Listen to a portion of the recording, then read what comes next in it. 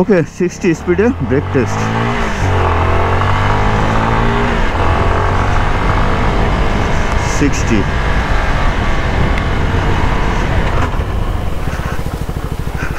Sixty কত ছিল জানি না, এর থেকে বেশি ট্রায়াল দেওয়ার পসিবল না।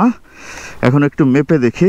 এই যে এইখান থেকে ব্রেকটা ধরছি, একটু ভুলভ্রান্তি হইতে পারে যেহেতু সবাই অনেক কম পেয়েছি, সো খবর সুন্দর দৃষ্টিতে দেখতে হবে।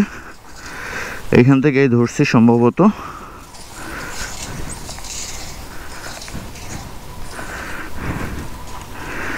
এই হচ্ছে 16 ফিট এই দাগ। ওকে